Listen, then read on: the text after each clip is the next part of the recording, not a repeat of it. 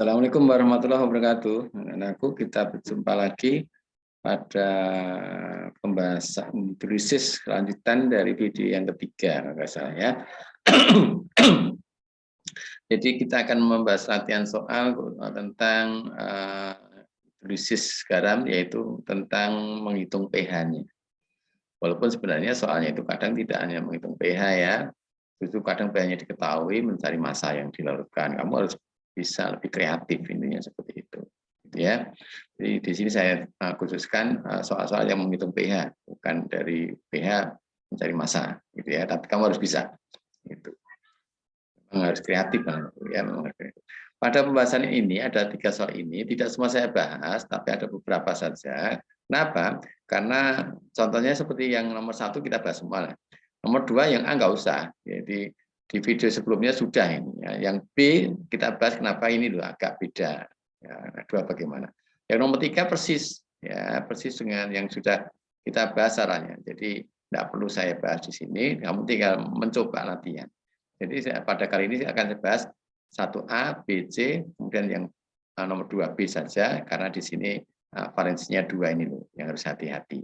Ya, kalau ini lainnya 1, caranya seperti di video yang sebelumnya. Pasti ada. Ya, silakan mencoba. Kita akan mulai pembahasan. Jadi pembahasan yang soal yang pertama tadi, kamu disuruh menghitung pH lautan garam di bawah ini. Ada garam CH3CONA 0,1 m, Ka-nya sekian. Ini garam yang bersifat apa? Kalau ini Ka, mesti yang bersifat basa. Karena yang lemah berarti asam, yang kuat berarti basanya. KAO asamnya lemah, berarti basanya kuat ini. Gitu ya. Kalau basanya kuat kan berarti garam ini bersifat basa. Maka kamu cari rumus hidrolisis yang bersifat basa, pasti OH-. Pasti OH-. OH- sama dengan rumus hidrolisis garam bersifat basa, yaitu akar Kb kali Mg-nya dibagi K. Kita tinggal masukkan, mudah sekali.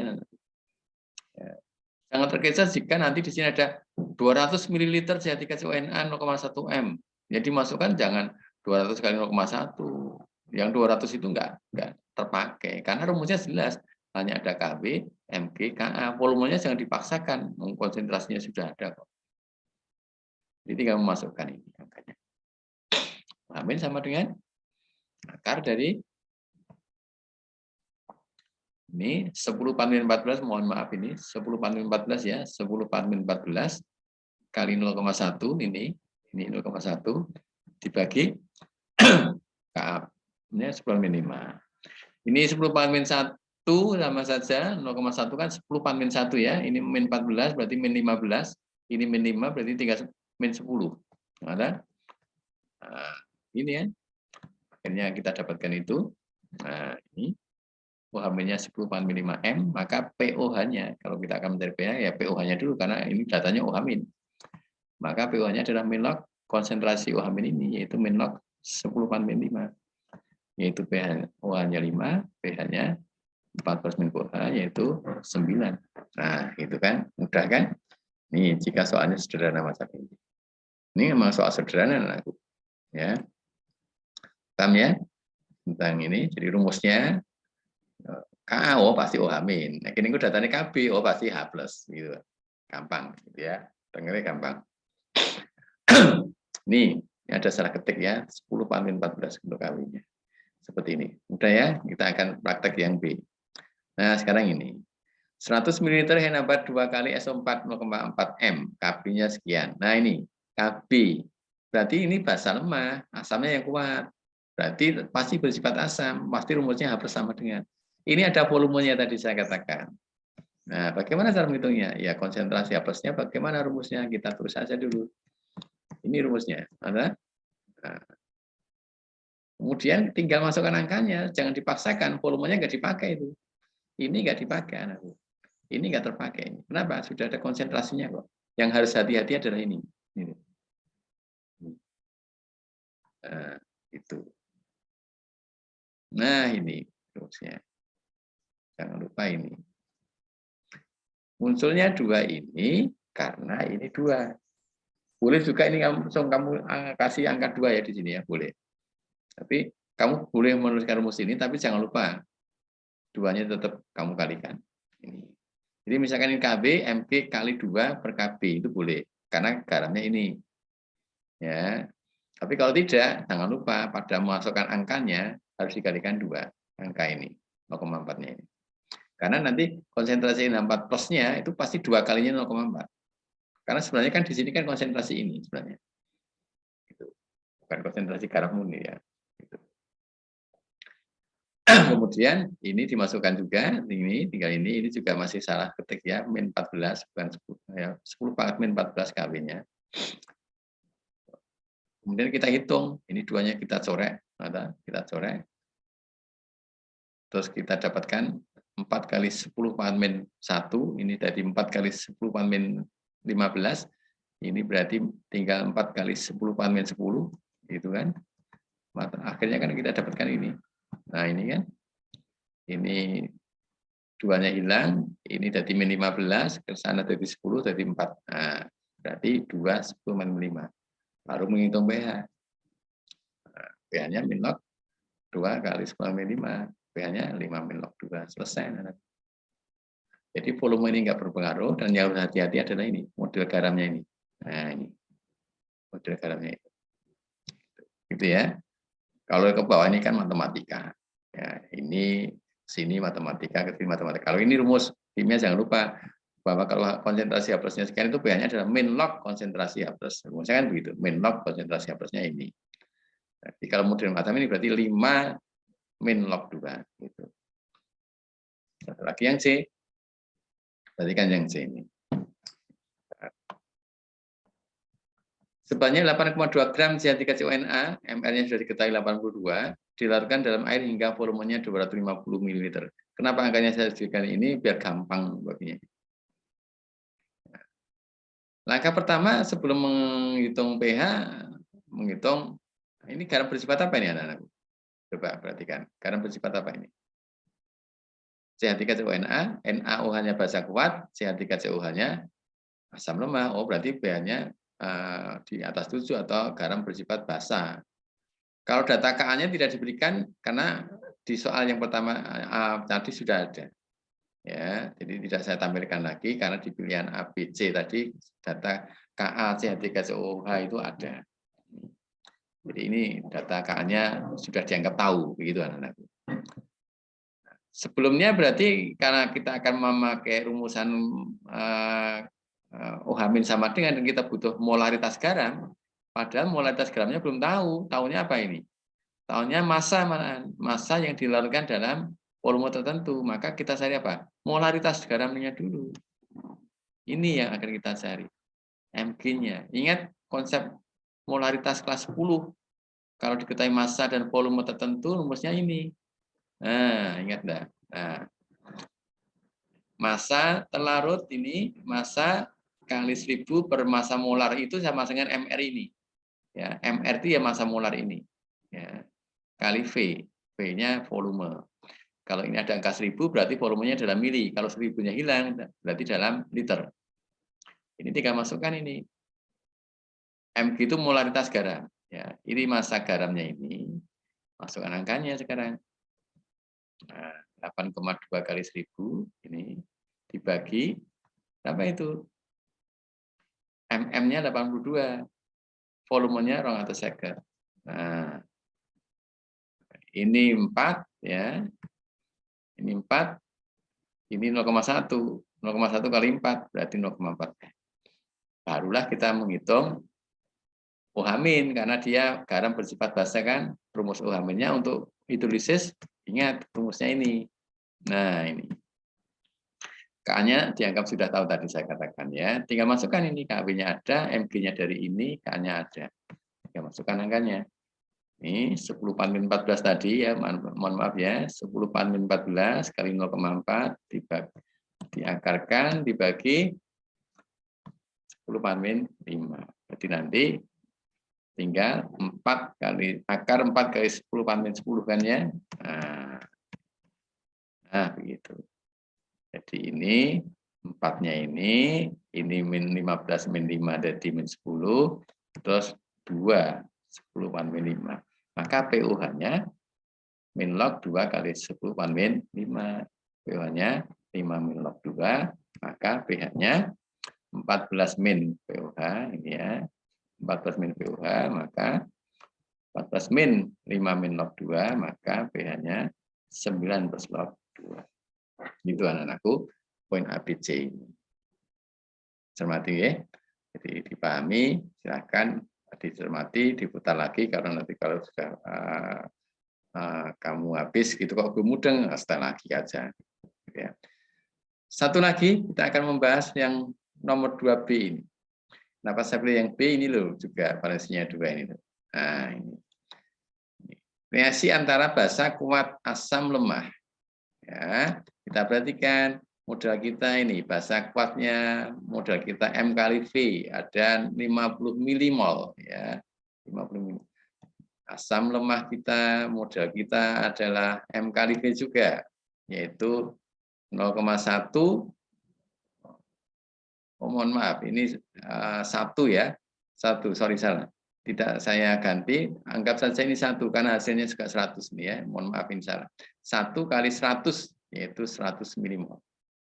Gitu ya. Kemudian BaOH 2 kali reaksinya macam ini. Itu mula-mula reaksi, akhir reaksi. Mohon maaf tadi ada kesalahan di sini, mestinya ini 1 ya, belum saya ralat tadi, sudah saya edit memang, tapi ininya kelupaan.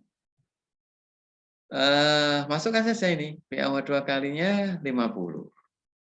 HCN-nya 100. Ini belum ada. Anda perhatikan, ini sudah saya setarakan 1:2, maka pas ini ya. Ini 50, ini 100, ini 50, 100. Pada akhir reaksi, 50 dikurangi 50 habis, 100 dikurangi 100 habis juga, ini ada 50, ada 100. Perhatikan, basa kuatnya habis, asam lemahnya habis, terbentuklah garam. Berarti hidrolisis dan bersifat basa karena basa kuat. Maka penentu pH-nya adalah garam ini dengan rumus hidrolisis. Bersifat basa tadi. Bagaimana rumusnya? Seperti biasa, konsentrasi BaCN 2 kali ini baru milimol, ini belum konsentrasi kan. Kalau kita menghitung pH garam kan butuh konsentrasi garamnya. Maka kita cari dulu pakai rumus apa ya. Kalau ada mol ya mol per V. V-nya tentunya karena ini suatu reaksi ya V campuran. Molnya berapa? V campurannya ini 1 tambah 1 sini. Nah, berarti ini saya ganti ya. Ini tadi, ini saya simpulkan GR, itu garam itu ya ini. Gitu ya. 50/200. GR-nya 0,25 M. Ya. Sorry, ini mililiter. Ini salah. Ketik lagi. 200 mililiter. Ya. Ini 50 milimol, ini yang 200-nya mililiter. Mohon maaf salah lagi. GR-nya menjadi 0,25 M. Ini konsentrasi garamnya. Nah, berapa UH-nya? Kita akan cari lewat rumus hidrolisis. Mohon maaf, ini ada 2 ralat ya. Ini 1, ini bukan milimol tapi mililiter volume kok. Ya, gitu. Rumusnya ini. Nah, ini sudah saya munculkan 2. Kenapa tadi? Karena BaCN 2 kali tadi. Ya, walaupun tidak dimunculkan, nanti dihitungnya harus dimunculkan. Itu. Maka UH-nya adalah ini. Nah, ini KW-nya, ini konsentrasi garamnya tadi, ini 2-nya karena BaCN 2 kalinya tadi. Model 2 kali itu harus ada 2-nya di sini. Dibagi K-nya ini. Ini kita coret. Ini 0,25, ini min 10. Berarti menjadi ini. Nah, begitu. Jadi, model itu. Jadi matematikanya ini hilangan ya. Ini tinggal 10, ini 0,25. Akar 0,25 itu 0,5. Nah, atau kita pakai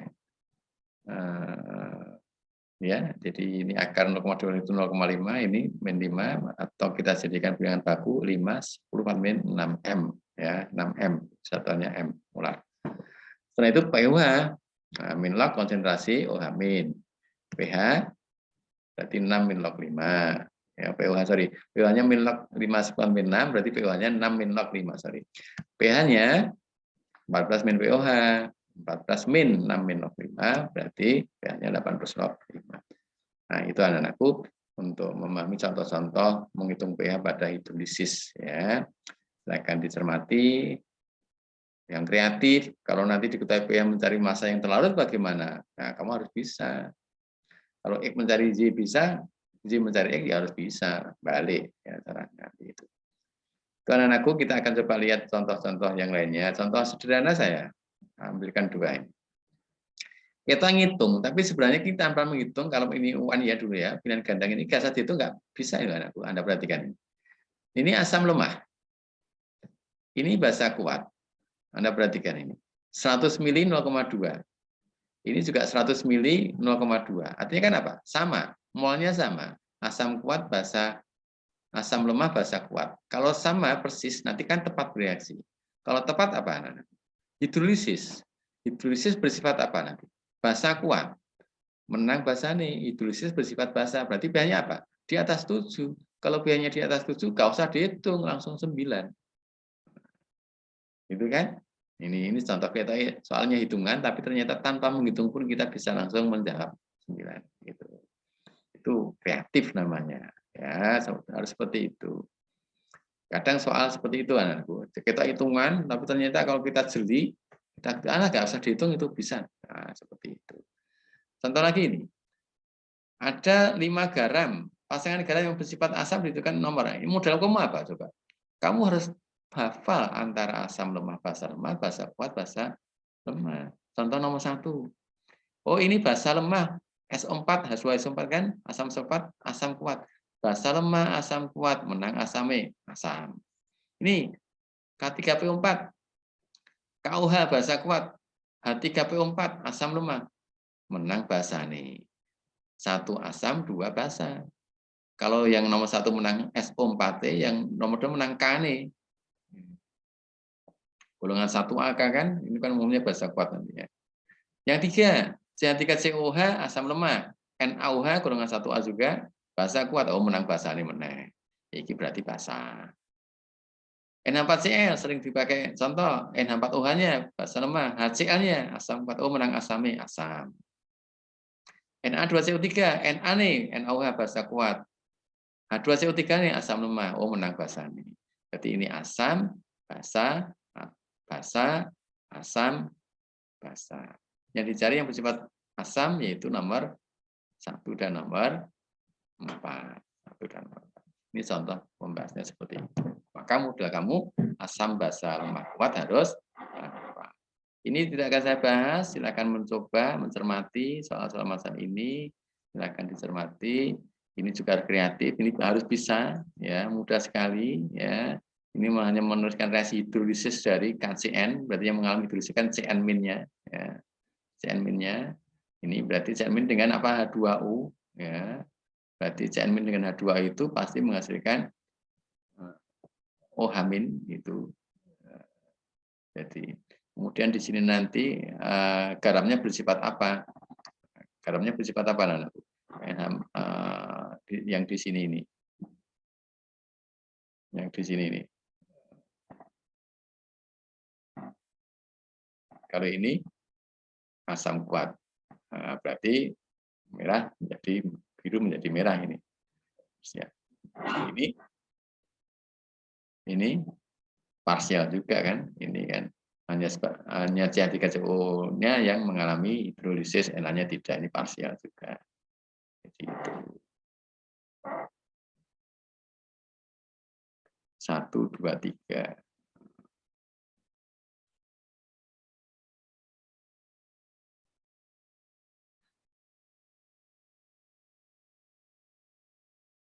Jadi ini yang dicari ini 2, 3. Iki isine ini. Jadi kalau ini nanti silakan mencoba sendiri, karena contohnya sudah ya, silakan mencoba dicontoh video. Tadi ada ini ya, silakan dicoba. Kalau ini kita lihat coba. Jadi perhatikan tabel hasil uji hidrolisis beberapa larutan berikut ini, gitu ya. Percobaan 1, 2, 3. Ini KCN. Ini uji lakmusnya. Merah menjadi biru, biru tetap biru. Jadi tentang lakmus ini kamu harus paham bahwa yang namanya kalau bersifat asam itu namanya ciri khasnya memerahkan lakmus biru, itu pasti asam. Yang memerahkan lakmus biru itu asam, yang membirukan lakmus merah itu basa. Jangan lupa saya ulangi, yang memerahkan lakmus biru itu asam, yang membirukan lakmus merah itu basa. Hidrolisis parsial itu sebagian maksudnya. Jadi kalau nanti ada asam lemah basa kuat, pasti nanti hidrolisisnya sebagian. Atau basa lemah asam kuat, hidrolisis sebagian. Kalau asamnya lemah basanya lemah, hidrolisis total, gitu kan. Kemudian ini adalah kamu disuruh mengisi tentang reaksi hidrolisisnya. Yang mengalami reaksi hidrolisis adalah yang lemah. Gitu ya. Jadi yang kamu isi adalah ini yang pertama. Jadi data yang tepat untuk mengisi kolom yang kosong pada percobaan 1, 2, 3 berturut-turut. Berarti begini, percobaan 1 ini apa isinya. Ya, kemudian ini kolom ini apa isinya, nomor 2 kan percobaan 2. Terus kemudian ini apa isinya. Gitu. Jadi urut ini apa, jawabannya ini apa, ini apa. Gitu. Coba kita lihat di sini. Yang ini yang kita akan isi dulu pertama kali ini. Ini apa sih? KCN. Merah, biru. Nah, pasti ini apa ini? Membirukan lakmus merah pasti basa. Artinya kenapa? Nah, ini KOH basa kuat asam lemah, gitu kan? Betul, gitu. Parsial karena dari basa kuat asam lemah parsial. Nah, ini adalah reaksi hidrolisisnya. Dari yang lemah berarti dari CN-nya. Nah, CN-nya mengalami hidrolisis yaitu berarti dengan H2O. Nah, berarti ini reaksinya adalah CN- plus H2O. Kita cari. Nah, ada dua ini. CN- plus H2O, HCnOH- sama ya. Jadi ini bisa B, bisa C. Kita lihat di sini nanti. Nah, jadi bisa jawabannya pasti B atau C. Bisa B atau C. Kemudian ini sudah ketemu jawabannya sekarang ini. Nah, ini nomor 2 ini. NH4Cl. Ini merah tetap merah. Biru bagaimana? Kita lihat saja ini. Oh, NH4OH itu basa lemah. HCl asam kuat. Nah, berarti menang asamnya. Oh, kalau asam itu memerahkan lakmus biru. Berarti biru ini harus menjadi apa? Merah. Gitu ya. Ini jadi merah ini. Nah, yang merah yang mana ini? Yang B atau C? Ah, yang C ternyata. Jadi jawabannya pasti yang C. Di ini, yang ini merah di sini. Dan ini nanti pasti jawabannya parsial. Kenapa? Buktikan saja. Ini adalah lemah, NaOH-nya kuat. Parsial. Dan dia bersifat basa. Karena apa? NaOH-nya basa kuat, ini yang asam lemah. Gitu kan ya? Jadi jawabannya adalah yang C ini. Ya.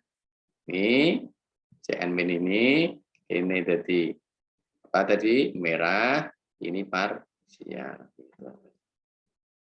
Kemudian berikutnya. Nah, ini campuran larutan CN3COH dengan larutan NaOH dapat menghasilkan garam yang terhidrolisis sebagian. Tentunya bersifat apa? Basa. Karena ini basa kuat, ini asam lemah. Dapat diperoleh dengan data sebagai berikut. Anda perhatikan ini. Asam lemahnya, volume, konsentrasi. Nanti Anda dapatkan perkalian ini menjadi apa? Mol. Ya, ini perkalian adalah V kali M itu molnya. NaOH basa kuat, V kali M juga molnya. Pasti tepat ini. Nah, ini 5 milimol, ini juga 5 milimol, maka tepat bereaksi menghasilkan suatu garam terhidrolisis. Kan ciri khasnya itu kalau hidrolisis harus tepat bereaksi. Bedanya apa ini? Bedanya molnya. Kalau yang nomor 1 itu 5 milimol, 5 milimol, nomor 2 10 milimol, 10 milimol, nomor 3 berapa? 40 milimol, 40 milimol. Apa dampaknya? Dampaknya adalah molaritas garam yang dihasilkan. Semakin besar mol yang direaksikan, tentunya garam yang dihasilkan juga semakin besar. Padahal untuk rumus mencari pH garam terhidrolisis bersifat basa, rumusnya adalah OH- ini. Artinya, nah, jadi kalau untuk mengetahui ini, jika diketahui Ka-nya sekian, maka urutan kenaikan pH campuran tersebut adalah kenaikan itu berarti urut dari apa? Kecil ke besar. Kecil ke besar. Tadi pengaruhnya adalah mol.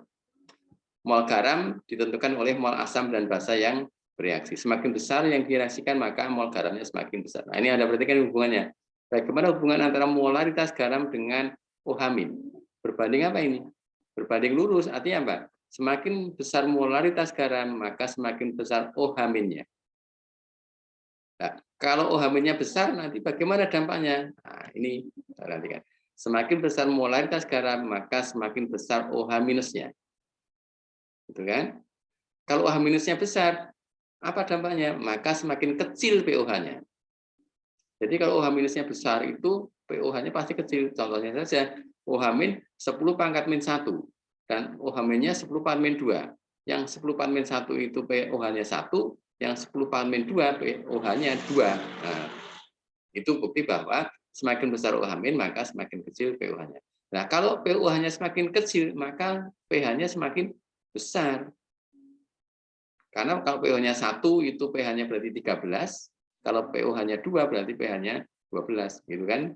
Nah, jadi kalau pOH-nya 1, pH-nya 13, kalau pOH-nya 2 malah itu pH-nya 12 karena 14 dikurangi pOH. Nah, dari statement ini kamu mencari, berarti kalau kamu disuruh mengurutkan kenaikan pH dari yang kecil ke yang besar, maka kamu harus mencari dari mol garam terbesar dulu apa yang terkecil dulu. Dengan statement ini, semakin besar M garam, maka semakin besar OH-. Semakin besar OH-, maka semakin kecil pOH.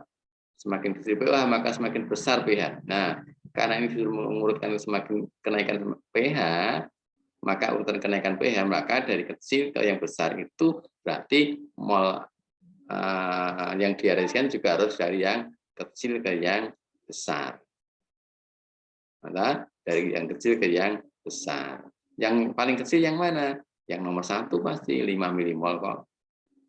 Terus yang besar kedua, nomor 2, nomor 3. Jadi urut ini. 1, 2, 3. 1 nanti mengakibatkan pH-nya paling kecil, karena mol garamnya paling kecil. Yang nomor 2 yang di tengah, karena di antara 1 dan 3. Yang nomor 3 itu mol garamnya nanti pasti paling besar, maka pH-nya semakin besar pula. Itu kaitannya dengan garam yang mengalami hidrolisis bagian bersifat basa loh ya. Syaratnya ini, garamnya itu bersifat basa ini. Nanti kalau garamnya yang di sini adalah bersifat asam, nanti akan analisa kamu akan beda. Caranya seperti ini cara menganalisanya. Oh, ini garam bersifat basa, maka rumusnya OH- kan begitu. Nanti kalau gabungannya menghasilkan garam yang bersifat asam, misalkan ini saya ganti. Ini misalkan HCN. Ini misalkan ini misalkan HCl. Ini misalkan NH4OH gitu. Nanti kan garam yang dihasilkan kan garam yang bersifat asam. Maka di sini kamu analisanya H+ sama dengan. Oh, semakin Mg-nya semakin besar, H+-nya semakin besar pula. Kalau H+ semakin besar, apa? Kalau H+ semakin besar, pH-nya semakin kecil. Jadi H+ semakin besar, pH-nya semakin kecil. Selesai, ya, pH-nya semakin kecil. Jadi itu. Jadi analisanya tergantung jenis garamnya. Gitu ya. Jadi ini jawabannya adalah 1, 2, 3. Karena mengurutkannya logikanya ini. Mg besar, OH- besar. Nah, OH- besar, pOH kecil. pOH kecil, pH-nya besar. Maka kalau Mg-nya disuruh mengurutkan pH-nya dirumuskan dari kecil ke besar, berarti mengurutkan Mg dari yang kecil ke yang besar pula. Yang kecil tentunya adalah mol asam dan basa yang dihasilkan yang paling kecil. Ini 5, ini 10, ini ini 5, ini 10, ini 40. Gitu anak-anakku, saya kira untuk latihannya tentang hidrolisis semacam itu pembahasannya. Silakan cermati lagi. Kalau kamu belum paham, silakan dilihat foto videonya lagi, disetel lagi, begitu ya. Terima kasih, moga-moga ada manfaatnya anak-anakku. Terima kasih. Assalamualaikum warahmatullahi wabarakatuh.